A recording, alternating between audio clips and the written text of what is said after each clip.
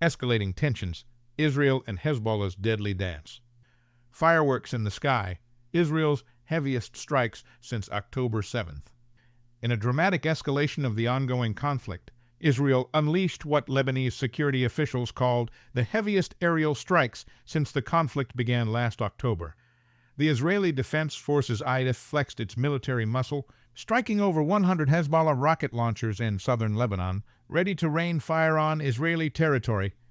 The IDF, touting its offensive as a preemptive strike, claimed to have destroyed around 1,000 launch barrels and other military infrastructure.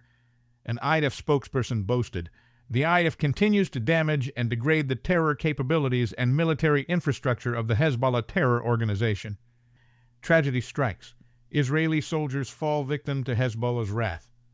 The conflict took a grim turn as Hezbollah exacted a deadly toll on Israeli forces.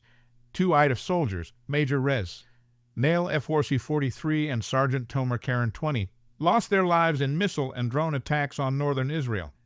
The assault also left 9 other soldiers nursing injuries. David Azaleh, mayor of Metula, painted a vivid picture of the destruction. "I haven't seen anything like it since the start of the war." He reported tremendous damage to homes and raging fires sparked by the rocket barrage. Explosive devices, Hezbollah's unexpected tech troubles. In a twist that reads like a spy thriller, Hezbollah found itself on the receiving end of a sophisticated attack. Over 2 days, thousands of pagers, walkie-talkies, and other communication devices carried by Hezbollah operatives mysteriously exploded across Lebanon and parts of Syria. The bizarre incident left at least 37 Hezbollah cadres dead and maimed between 3,000 to 4,000 operatives. While Israel maintains a poker face about its involvement, the incident has Hezbollah seeing red. Hassan Nasrallah, the group's fiery leader, didn't mince words in his televised address. "We are waiting for you to enter Lebanese territory. We are waiting for your tanks and will see this as a historic opportunity." Iran throws down the gauntlet. A crushing response promised. Adding fuel to the fire, Iran's Revolutionary Guards commander Hossein Salami dialed up the rhetoric. In a message to Hezbollah chief Hassan Nasrallah, Salami thundered, "Such terrorist acts are undoubtedly the result of the Zionist regime's despair and successive failures. This will soon be met with a crushing response from the axis of resistance, and we will witness the destruction of this bloodthirsty and criminal regime." The Iranian ambassador to Lebanon, Mujtaba Amani, wasn't spared in the pager attacks, sustaining injuries along with 2 embassy employees. This prompted Iran's envoy, Amir Said Iravani, to accuse Israel of crossing a red line. Diplomatic fireworks. Lebanon and Israel trade barbs at the UN. The United Nations Security Council became the stage for a verbal slugfest between Lebanese and Israeli envoys. Lebanese Foreign Minister Abdallah Abu Habib warned ominously, "If this terrorist attack is not condemned by your council, and if you do not name the perpetrator, if you do not deter the perpetrator, condemn it and compel it to stop such aggressions, the credibility of this Council of International Law and of Human Rights Law are at stake."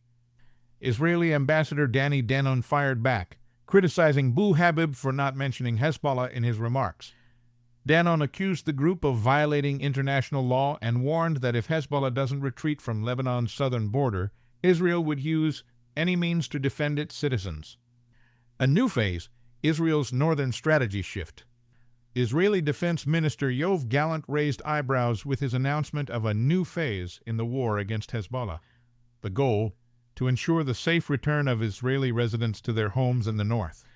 This shift in strategy comes as the IDF braces for potentially intensified hostilities with Hezbollah in the coming days. In a move that underscores the gravity of the situation, the IDF issued guidelines for civilians in northern Israel, urging them to stay close to bomb shelters and avoid large gatherings. The message is clear: be prepared for anything.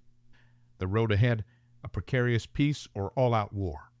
As the dust settles from the latest round of strikes and counterstrikes, the question on everyone's mind is, what's next? With Iran-backed militias in Iraq vowing revenge and Hezbollah promising retaliation, the specter of a wider regional conflict looms large. The Israeli defense establishment isn't taking any chances, making preparations for a possible all-out war with Hezbollah. As the Middle East holds its breath, the world watches anxiously, hoping that cooler heads will prevail in this dangerous game of brinkmanship. in this high-stakes chess match between Israel and Hezbollah. One thing is certain: the next move could determine whether the region descends into chaos or finds a path to de-escalation. As the clock ticks, the fate of countless lives hangs in the balance. Subscribe for more.